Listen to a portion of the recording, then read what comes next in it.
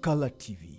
Color TV machiegni pacho. Ma e odwa.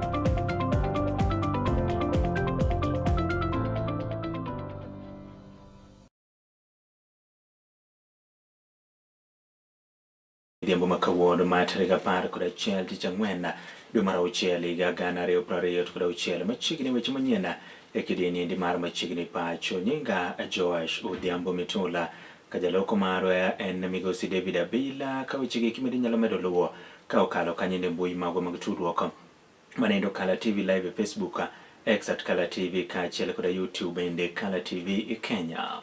Wachako kama wayudo ni giko ne to koro jatend migawo mar omenda moluor John Badi Ng'ongo osomo bajet ma ikomenda 2026-2027 odiochieng' ma kawuono e od bura mamalo. Bajet nogo maromo omenda shiling trilion 4.8. Jatend migawo nendo yango okenge mopogore opogore ma bende koro omenda machalo kamago e kidhi tigo de chwalo chenro giko mag dongruoge thieth kaachiel kod mamoko ma oyango ni omenda noendo kod bajet makamano koro dhi konyo mar mondo mi okenge mopogore opogore mag dongruoge koro dhi nyime e yo nendo makare. Nyasi ma bende koro ne oyuore kod jotelo mopogore opogore ka otenagi kod spika od bura mamalo Moses Masika Wetangula e kind jotend migepe kama oting'o Aden Barry Duale mar thieth e kind mamoko. Badi opako malich mokalo bajet nogo ma oyango ni ber kendo oganda winjo bedi ni koro siro gi lwedo ariyo. Mr. Speaker, let me speak plainly about the fiscal reality we face. Kenya's infrastructure financing deficit stands at approximately $5 billion every year. That's about 650 billion Kenya shillings. Our development budget, while growing, completed. Thank you. What makes this project truly historic? Thank you. What makes this project truly historic is not the speed of delivery, it is how it was financed. Through the participation of the National Social Security Fund, both as a debt and equity investor, alongside international investors, a major national highway is being built with Kenyan capital by Kenyan workers and for the Kenyan people.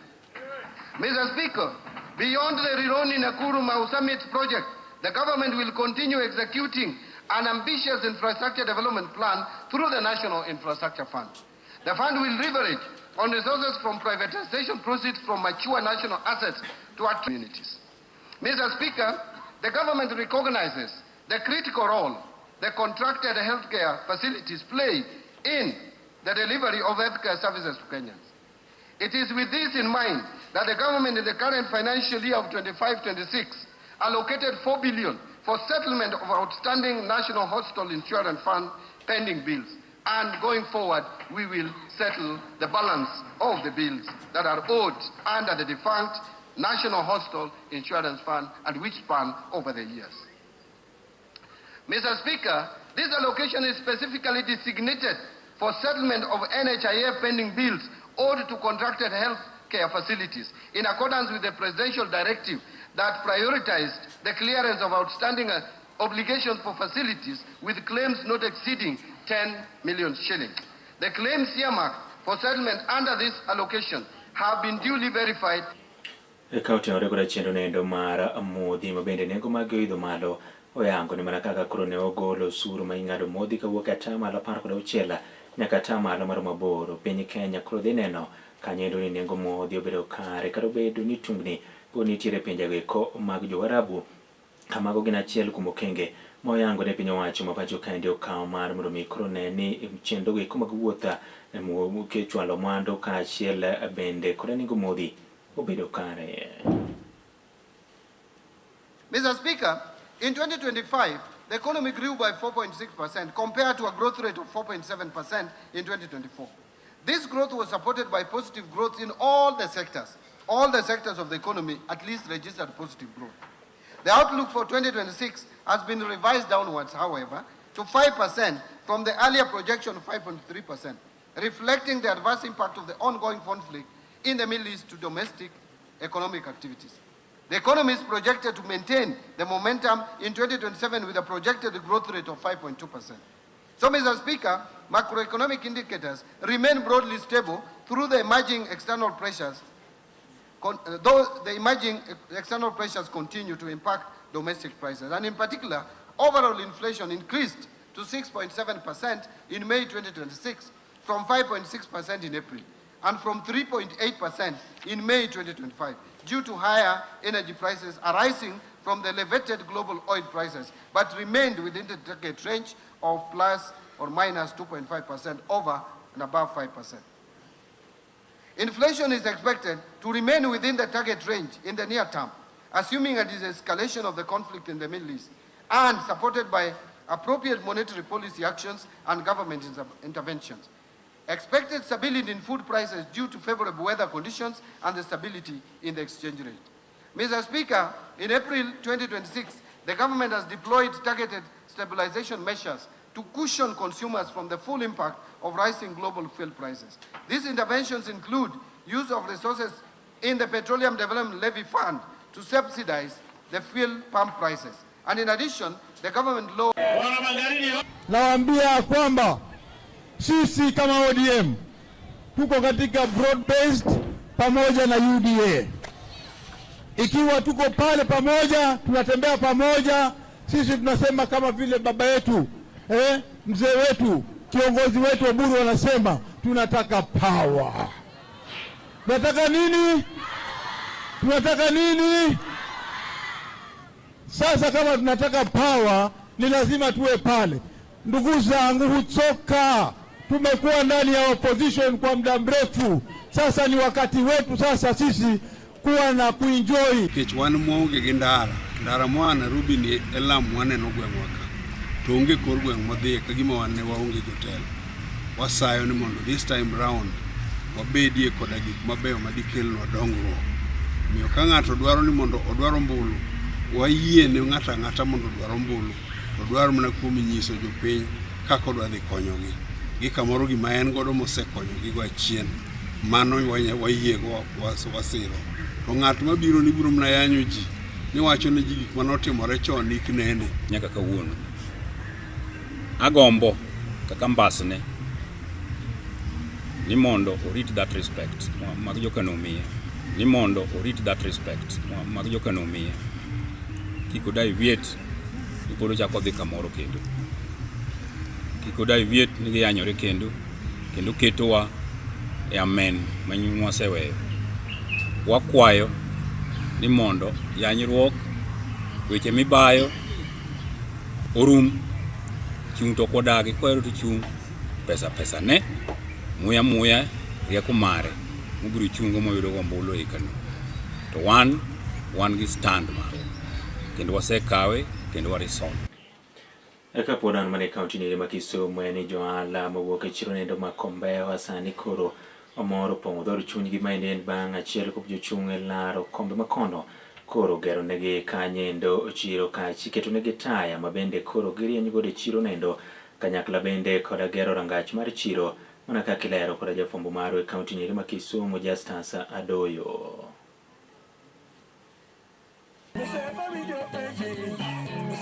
Tokoro jotimo ala e chiro moro ne Kombewa mabende yudore Seme sub county. Taya notho e chiro te.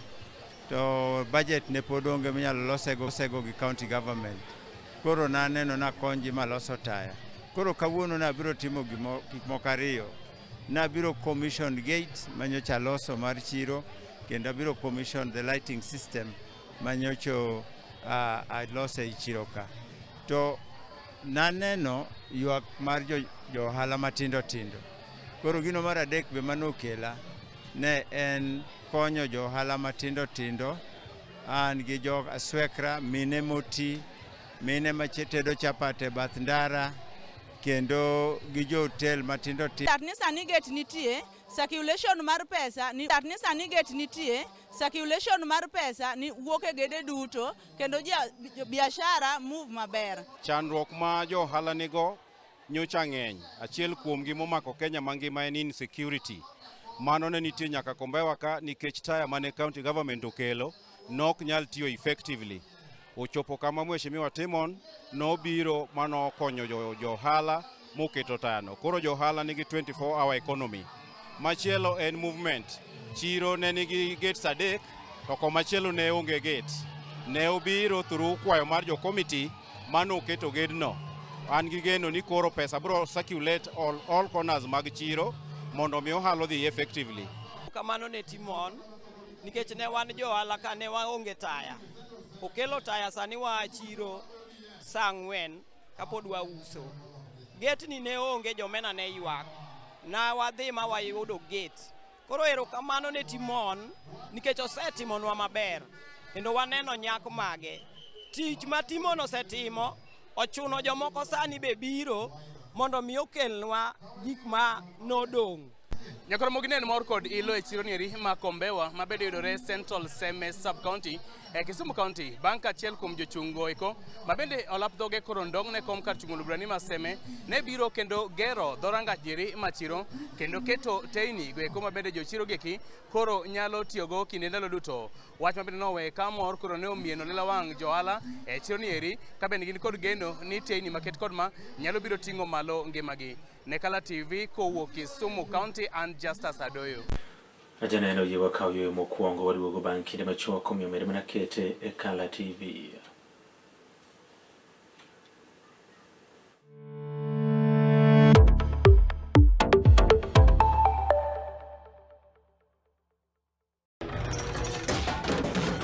Tok bedo kod odiochieng' marabora e sikunde ka iduogo pacho, yud thuolo mar kweyo pachi kendo bedo gi mor e chenro mar Bang School. Chenro mar Bang School chakore saa 10:30 mamidhiambo nyaka saa 11 mamidhiambo. Kama inene katun mamori, ipuonjori weche mathoth, ibedo kod mor gi nyiero motimo Cathedral.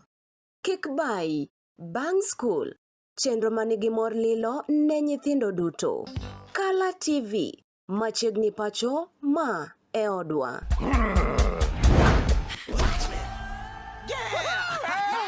I've fallen and I can't get up.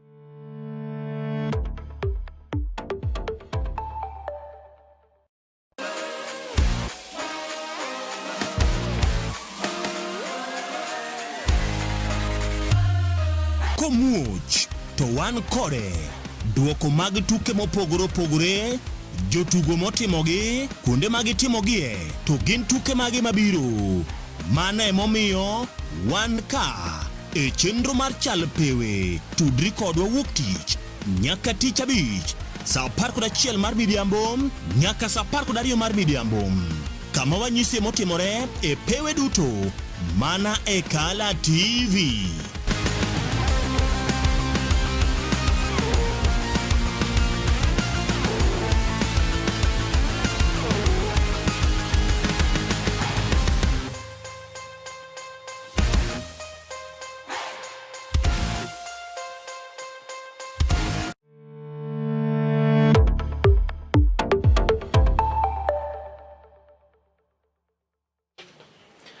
Machiegni kendo josiasa madongo e pacho kaende onyisi mar mondo mi koro yone ni gichiwo paro kaachiel kod riekni ne jotelo go eko kendo thegre chuth kod josiasa makiko itgi kod weche mag siasa marango mana dwaro mar duond bura to ket nyime dwaro mar jopiny konyiero kaka duond burano mar ODM oserem chopo kare dongruoge ne jopiny makaluo.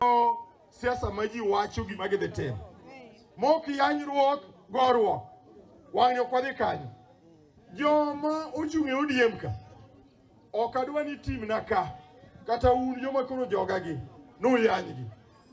Onge yanyo ng'ato, onge go ng'ato, en kampen mitimo gi muolo.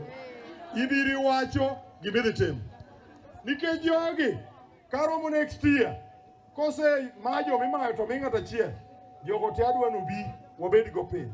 Omiyo awacho ni ng'ata mane ODM mochung' kik uyanygi, kik ugogi, kosetie gini to wariwre e paro to waloso sirikal achiel madhi konyo Kisumu County. Obura mane ywago kit ng'ol mar dongruok e kaunti ma Kisii otieko kokwayo jopiny ma bende oseyudo sir mag omenda kowuok kuom jotelo mopogore opogore kod mago mag sirikal mamalo mondo koro ni oti kod sir ma kamago e bero ngimagi kod yuto mag-gi makiny. Adwa ni joma timo negi empowerment gi tim kauru barua mundiko nano kasimiyou pesa no kauru ma serious